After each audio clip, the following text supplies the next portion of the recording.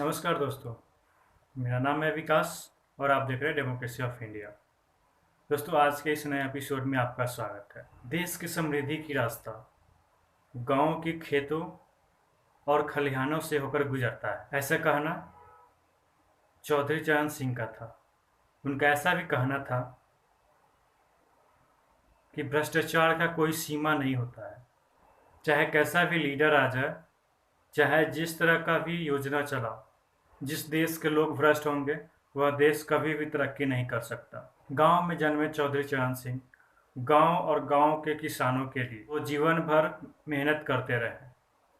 गांव के लोगों का कहना था कि चौधरी चरण सिंह एक व्यक्ति नहीं है, एक विचारधारा सेनानी से लेकर देश के प्रधानमंत्री तक बने चौधरी चरण सिंह ने ही पहली बार भ्रष्टाचार के खिलाफ आवाज बुलंद किया था।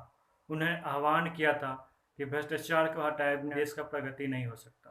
वह बहुमुखी प्रतिभा के धनी और प्रगतिशील विचारधारा वाले व्यक्ति थे। चौधरी चरण सिंह का जन्म 23 दिसंबर 1902 को गाजियाबाद जिले के नूरपुर गांव में एक जाट फैमिली में हुआ था। स्वाधीनता आंदोलन में ही उन्होंने राजनीति को ज्वाइन किया था। उनके पिता चौधरी मीर सिंह अपने नैतिक मूल्य ही विरासत में सौंपा था। चरण सिंह के जन्म के 6 साल बाद ही मीर सिंह सब परिवार नूरपुर से जन्नी खुर्दपुर बस गए थे। आगरा विश्वविद्यालय से कानून की पढ़ाई करके 1928 में गाजियाबाद में उन्होंने वकालत शुरू की थी।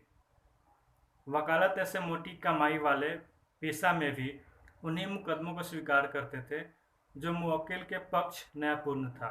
सन 1929 में कांग्रेस के लाहौर अधिवेशन के उद्घोषण से प्रभावित होकर गाजियाबाद में उन्होंने कांग्रेस कमेटी गठित किया था।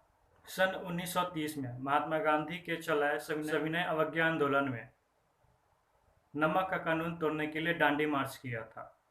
आज़ादी के दीवाने चौधरी चरण सिंह ने गाजियाबाद के इंडर नदी के किनारे नमक बनाया था।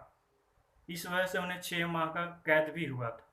कैद से आने के बाद महात्मा गांधी के नेतृत्व में उन्होंने आज़ादी में संग्राम में पूरी तरह से समर्पित कर दिया। चौधरी चरण सिंह किसानों के नेता माने जाते रहे हैं। उनके द्वारा तैयार किया गया जमींदारी उन्मूलन कानून राज्य के कल्याणकारी सिद्धांतों पर बनाया गया था। 1 जुलाई 1952 को उत्तर प्रदेश में जमींदारी प्रथा का खात्मा हुआ और गरीब किसानों का हक मिला। किसानों के हित में उन्होंने 1954 में उत्तर प्रदेश में भूमि संरक्षण कानून पारित कराया।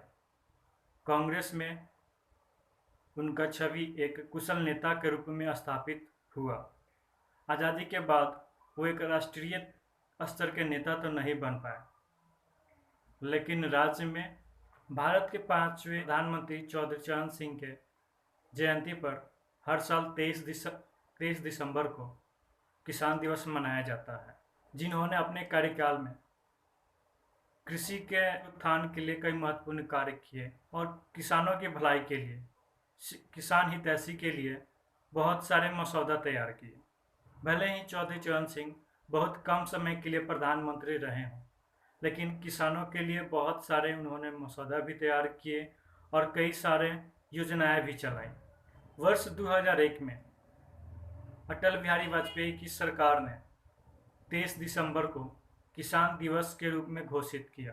तभी से देश भर में प्रतिवर्ष 23 दिसंबर को किसान दिवस मनाया जाता है। यह दिन बहुत महत्वपूर्ण है क्योंकि किसानों के नवीनतम सीख के साथ समाज के किसानों को सशक्त बनाने का विचार देता है।